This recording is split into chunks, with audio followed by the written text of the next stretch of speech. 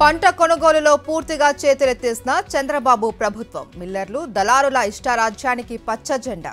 తీవ్ర ఆగచాట్లు పడుతున్న రైతులు. ఒకవైపు దోపిడీ, మరోవైపు కక్ష సాధింపు రాజకీయాలు. బాబు, లోకేష్ రాష్ట్రాన్ని అల్లకల్లోలం చేస్తున్నారు అన్న అంబటి రాంబాబు. మెడికల్ కాలేజీల ప్రైవేటీకరణపై గవర్నర్కు వైఎస్ఆర్సీపీ ఫిర్యాదు. వైద్య రంగాన్ని కూటమి ప్రభుత్వం నిర్వీర్యం చేస్తోంది అన్న Botsa fire. Telangana rising global summit 2025 పై సీఎం రేవంత్ సమీక్ష.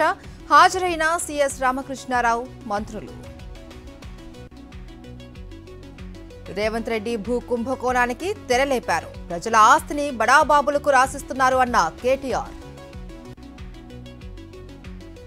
కాంగ్రెస్ ప్రభుత్వం బీసీలను మోసం చేసింది అన్న ఎంపీ అరవింద్.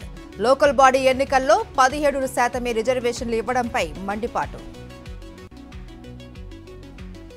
ఇవాళ రెండో రోజు ఐబొమ్మ రవిని విచారించనున్న పోలీసులు. తొలి రోజు ఐపీ మాస్క్, ఆర్థిక లావాదేవీలపై ఆరా. నంద్యాలలో అన్నదాతల ఆందోళన. సీసీఐ అధికారులు పత్తి కొనుగోలు చేయకపోవడంపై ఆగ్రహం. వికారాబాద్ జిల్లా రాకంచెర్లలో భూ ప్రకంపనలు.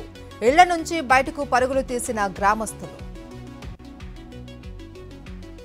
పశ్చిమ గోదావరి జిల్లా నరసాపురంలో ఉద్రిక్తత.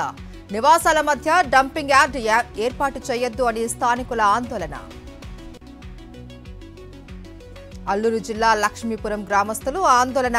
తాగునీటి సమస్యను పరిష్కరించాలి అని డిమాండ్. దక్షిణ కోస్తా, రాయలసీమకు దిత్వా తుఫాను ముప్పు. రేపటి నుంచి అతి భారీ వర్షాలు కురిసే అవకాశం. తెలుగు రాష్ట్రాలను వణికిస్తున్న చలి. పలు ప్రాంతాలలో సింగిల్ డిజిట్ ఉష్ణోగ్రత నమోదు. ఢిల్లీలో కోరలు చాస్తున్న వాయు కాలుష్యం. పలు ఏరియాలలో 500కు చేరువలో ఏక్యూఐ. ఇవాళ కర్ణాటక, గోవాలో నరేంద్ర మోదీ పర్యటన. ఉడిపిలో శ్రీకృష్ణ మందిరాన్ని సందర్శించనున్న ప్రధాని. క్లైమాక్స్ కు చేరిన కర్ణాటక రాజకీయం. సీఎం మార్పు వివాదంపై కాంగ్రెస్ హైకమాండ్ ఫోకస్.